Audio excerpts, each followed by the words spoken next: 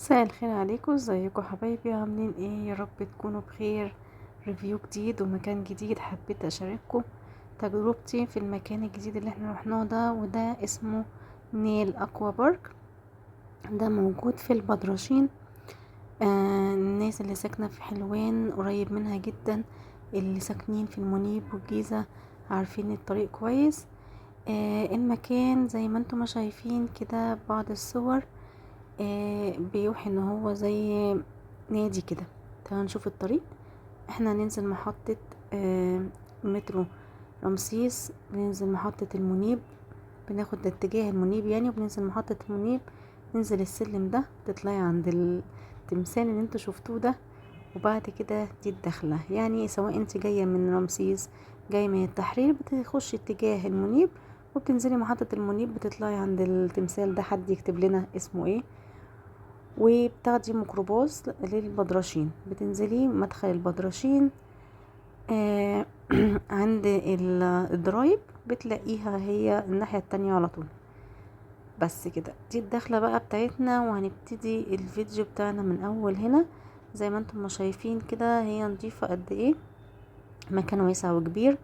طبعا في مدخل من قدام انا ما صورتهوش، اصوره لكم وانا وخارجه عشان الشمس كانت جامده قوي، وما كنتش عارفه اصلا اذا كان تبع ولا لا. يعني هو عباره عن نادي كبير، وفي كل الحته دي انا يعني بس مصور لكم الحته اللي فيها الاقوى. بس وانا خارجه هصور لكم بقى كل التفاصيل ادق. ده اول بيسين معانا زي ما انتم شايفين، جميل قوي لذيذ. الحاجات اللي فوق دي اللي كل شويه تدلق عليكي وانتي بتعومي، هو ده طبعا بيسين اطفال مش بيسين غويط يعني. ده مكان كده زي كافيه، يعني هو تبعه برضو تبع المكان، والمسرح موجود هناك الناحية التانية، هنقرب ونشوف بالتفاصيل، بس انا حبيت اوريكم الاقوى. في زحلقتين اهو، بتنزلوا على يعني بتجربوها على طول، بتنزلوا على المية في حتة صغنونة كده واصلة ما بين البسين دوت والبسين دوت، وده زي الجسر كده بتعدي الناحية التانية يعني. ديكوره حلو جدا، المية نظيفة زي ما انتم شايفين. البسينات اللي فيها الاقوى مش عميقة اطلاقا، برضو منعا مع نزلة ال الزحاليق دي، لو هو غويط فده طبعا بيبقى خطر. دي الناحية دي طبعا للأطفال. تمام، ده بقى بسين كده اللي هناك دوت كبار، هوريهولكوا دلوقتي. دي كافيه كده او زي حتة ترابيزات للأكل للقعدة. لان هي معظم الوقت المكان كان طول شهر رمضان استضافات، اللي هي الفطار اللي بعد الظهر شغال اكتر، لان مش كتير طبعا كان حد بيجي الصبحية، لان طبعا الصيف اصلا لسه ما دخلش، فهو كان شغال طول شهر رمضان على الفطار اللي هو ايه، مواعيد الفطار اللي بعد الظهر والخيمات الرمضانية يعني. اما بقى ايام العيد وشم النسيم، فده كان الدنيا تمام قوي فيه وشغال بصفة مستمرة يعني، وحفلات بقى وعروض. ده بقى البسين الكبير، برضو متدرج يعني من ناحية الشمال كده أطفال لغاية آخره، بقى ناحية اليمين كده يبتدي يعلى معاكي. الناحية التانية دي كلها كافيتريات، 3 أو 4 تقريبا. وده مكان هناك، ده مكان برضو جوه للعائلات اللي حابة تاخد جنب بعيد عن الدوشة وبعيد عن الهيصة بتاعة البسين. كمان في مسرح حلو قوي بيتعمل عليه حفلات واستعراضات، وكمان بيجيبوا مطربين في ايام الاعياد، وبيبقى عليه شو كده. كمان بيلبسوا زي عرايس ودباديب وحاجات زي كده للاطفال، فبيبقى الاجواء حلوة قوي هناك يعني. بص قد ايه هو نضيف. ده مدخل اللعبة دي، بيطلعوا كده السلم ده الدور دوت، وعشان تعرف تتزحلق على الايه، على اللعبة الطويلة دي او الزحليقة الطويلة دي.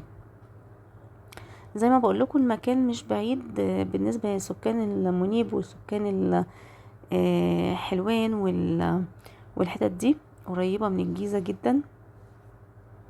يعني احنا نزلنا محطة المنيب، اخدنا ميكروباص بيقول بدرشين، نزلنا اول دخلة البدرشين عند الضرايب. قريبة جدا يعني، يا دوبك نزلنا عندنا الشارع الناحية التانية لقيناها موجودة. من الميزات الحلوة قوي في المكان ان هو واسع، وفيه كذا حتة تقدري تقعدي فيها زي ما انت عايزة. ده حمام السيدات، في تحت مكان يعني لتغيير الملابس، ومكان كمان للتواليت يعني.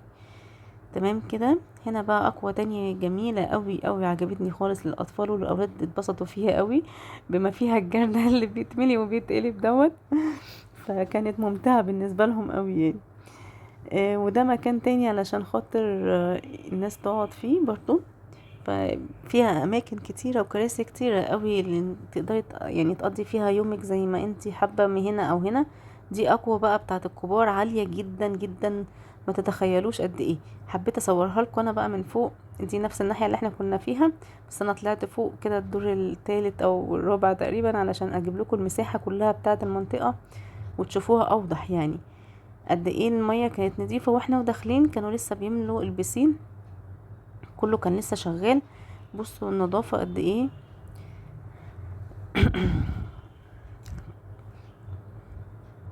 من الميزات المنطقة هناك او الدنيا هناك، ان على كل بسين بيبقى فيه امن واتنين على كل لعبة تقريبا، او كل بسين يعني.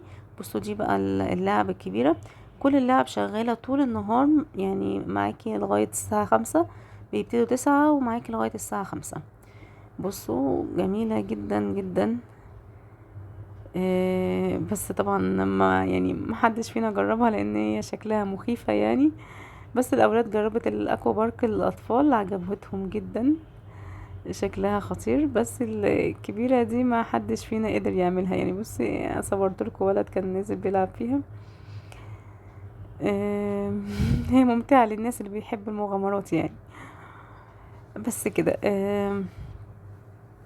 كمان كان فيها كمان الاسطوانة دي اللي هي المرجحة اللي هي مقفولة دي، مش عارفة اسمها الأنبوبة ولا اسمها ايه.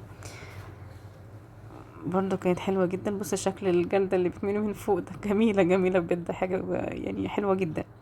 المهم المكان آمن جدا على الأطفال، هتحبوه قوي وأولادكم هيستمتعوا فيه. حبيت اصوره لكم والدنيا فاضية كده علشان خاطر اعرف اصور براحتي وما اجرحش اي حد يعني بالتصوير. كان يوم الدنيا رايقة، فحبيت اخرجكم معايا وتشوفوا الاجواء هناك عاملة ازاي. المكان تاني مرة اسمه نيل اكوا بارك. هسيب لكم كمان الرابط بتاع الصفحة بتاعتهم على الفيسبوك، وتقدروا تتواصلوا من خلالها.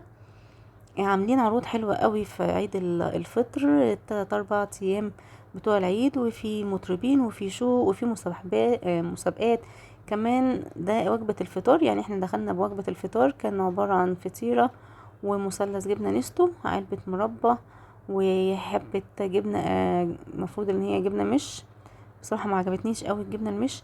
وعلبة عسل اسود يعني. دي كانت وجبة الفطار بالنسبة للكبار والاطفال. احنا كنا داخلين الباكج ب180، كان العرض للكبار يعني، كان عرض على شم النسيم ب180 للكبار، والاطفال ب140. دي وجبة الكبار، كان حبة رز ومعها فراخ شيش وسلطة ومخلل. وكان في وجبة الاطفال برجر طعمه جميل جدا، والفراخ طعمها حلو قوي، والرز يمكن كمية الرز كان لو كانت زادت كانت تبقى احلى. كمان في زيها تاني وجبة بتكون 4 صوابع كفتة ورز وبرده سلطة ومخلل زي ما انت ما بتعوزي يعني. دي بقى المكان من بره واحنا ماشيين، كانت على الساعة 6 تقريبا. في بقى من بره الاكوا خالص، الحتة اللي انا قلت لكم لسه ما صورتهاش، الاكوا اهي هناك بعيدة اهي. دي المدخل بتاعها يعني، احنا بنمشي الطريق ده خالص لغاية الاخر عشان نلاقي الاكوا. اما بره في ملاهي بقى تاني، وفي ملعب، وفي جامع للصلاة، وفي كمان صالة جيم. فالمكان محوط بكل حاجة آمنة.